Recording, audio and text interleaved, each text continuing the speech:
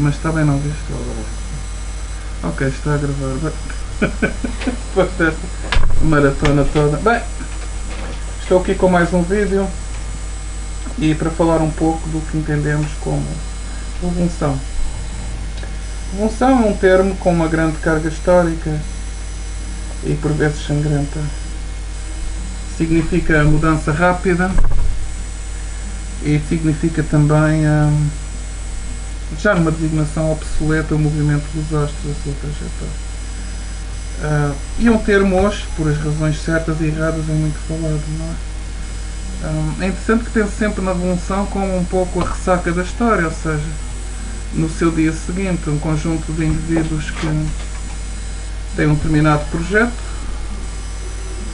em termos políticos, que consegue essa mudança súbita, seja pela força das armas, pela força da persuasão, mas é um pouco o problema do dia seguinte, como aquele indivíduo que bebe uns copos e de repente, depois de uma noite de alegria, de festejo, de esperança, de idealismo, de poesia, encontra ao chão do recinto todo isolado, sem pessoas, todos se foram embora e ele sempre sozinho, aparentemente tais ideias bonitas não resistiram uma noite. Não gostaria aqui de ser fatalista e muitas vezes referimos a nossa época como uma época especialmente catastrófica ou apocalíptica. Não é tanto assim. Basta pensarmos que a herança do Estado de Direito, nomeadamente a referência à Revolução Francesa, independentemente dos excessos que são cometidos, é uma referência que nos é muito cara e necessária. Basta pensar que antes da Revolução Francesa vivíamos num Estado que era dividido por classes, não tínhamos os mesmos direitos e não tínhamos instâncias como separação de poderes, representação, tribunais, tudo isso que consideramos vetor da dignidade humana, ou seja, no fundo, a possibilidade de todos participarem na sociedade em que vivemos. É claro, depois do relativo fracasso das sociedades obsessivamente igualitárias, como as sociedades inspiradas por um modelo marxista, caímos num certo dilema de que, um pouco como Marx referia, necessidades e capacidades. No nosso modelo atual, premiamos indiscutivelmente mérito e esquecemos muitas vezes das necessidades, ou seja, que tipo de necessidades podem ser consideradas em termos de distribuição da riqueza, que é outro problema de Marx, e que tipo de condições são necessárias para uma vida digna. Coisas tão simples como um salário mínimo, acesso à cultura, etc. Isso é realmente um problema grave porque, em particular, a sociedade portuguesa começa a exibir fracturas e um grave índice de desconfiança política.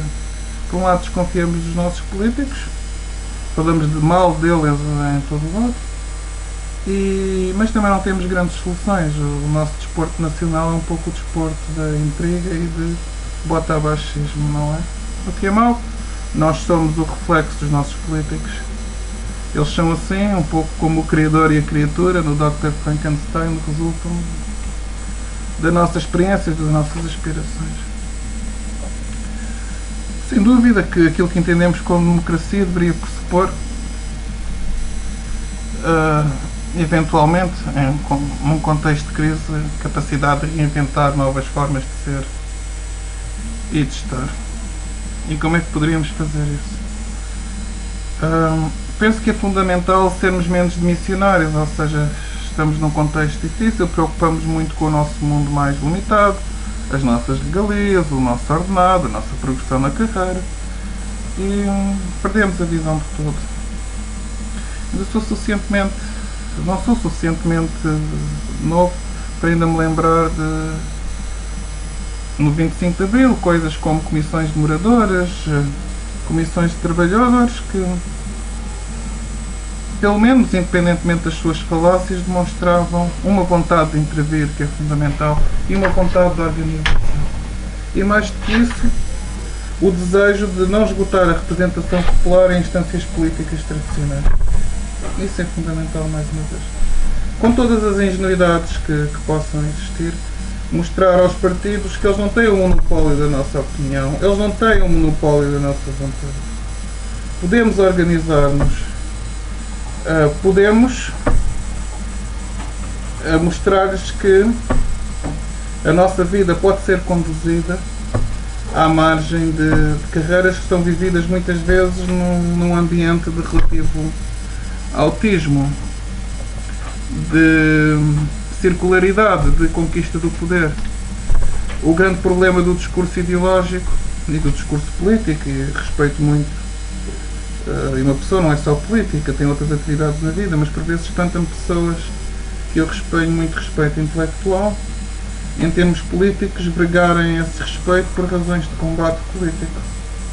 Talvez seja ingênuo, ou talvez seja a minha formação em filosofia, penso sempre que a política devia ser um pouco como um problema, a ciência ou a filosofia. Temos um problema e temos, o importante não é tanto o carreirismo ou o protagonismo, mas a capacidade de o resolver. É claro, existem naturalmente vários entendimentos do que podemos considerar um problema, vários projetos de poder. Isso remete-nos para outro problema na sociedade, que é o egoísmo. Que, aliás, é muito prestigiado, por mais que façamos autos de fé ou manifestações de culpa, o egoísmo na publicidade, nos filmes, no imaginário coletivo, é considerado um comportamento de excelência, premiado um pouco. Já não há grandes referências, portanto, o teu hedonismo, o teu prazer, a tua capacidade de sedução, a tua capacidade de fugir aos impostos, de rires do próximo, é realmente um valor. O que é que podemos dizer? Independentemente dos aspectos morais, é que quando um comportamento social, e a sociedade pressupõe grupos de pessoas organizadas, quando há pessoas que viram as costas a essa sociedade ou são predadores da mesma sociedade, perde-se o cimento, perde-se a ligação entre essas mesmas pessoas. E isso acaba por ser suicidário, porque podemos achar que não, mas o mero comportamento individual, enquanto um comportamento que lesa terceiros, acaba sempre por causar desconfiança, causar rupturas, ou seja, fere o tecido social. Precisamos todos de todos, e muitas vezes as pessoas esquecem-se disso, não é? Que até o homem mais poderoso do mundo, ou mais rico, eventualmente precisará de alguém para lhe arrumar o carro, por exemplo. E perdemos isso. Perdemos isso porque também perdemos uma certa consciência da nossa história.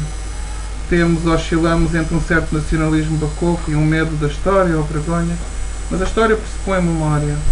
A história é também um conjunto de situações, de crises, momentos de crise e momentos de superação, e como eles foram resolvidos ao longo do tempo. E poderíamos aprender um pouco com isso, porque basta pensar, por exemplo, na Primeira República, e vivemos uma situação muito semelhante à que vivemos hoje em dia. O desgaste dos partidos políticos, a incapacidade de formar alianças ou formar estruturas políticas e uma representação política relativamente estável, o combate suicidário entre a oposição e o governo, no sentido da oposição sabotar sistematicamente qualquer possibilidade de acordo. Ora bem, nós sabemos o que é que isso conduz à ditadura, naturalmente. As pessoas vão se sentir tão inseguras, tão confusas, tão infelizes, que mais que aplaudir uma ditadura, vão pedir essa ditadura de joelhos, porque historicamente, penso que sabemos, quando a segurança e o bem-estar começam a ser colocados em causa, preferimos sacrificar isso, essa mesma possibilidade de liberdade, em nome de um bem-estar que nos é fornecido por terceiros. E começamos a desconfiar também, mais uma vez, de todos os pretextos políticos, todas as justificações, todas as confusões, toda a dificuldade em ver claro nisso. E o ditador que vai surgir é alguém que vai ter soluções aparentemente tão claras, ou tão demagógicas, ou tão antipolíticas, que vai parecer uma lufada de ar fresco. Mas, mais uma vez, tivemos a coragem de investigar uma coisa simples, como o 28 de maio, ou as causas da decadência da República, ou o próprio fascismo em Portugal. Eu estaria a pensar nos discursos de Salazar, por exemplo. encontraríamos aí todas as falácias e riscos deste pensamento. E pronto.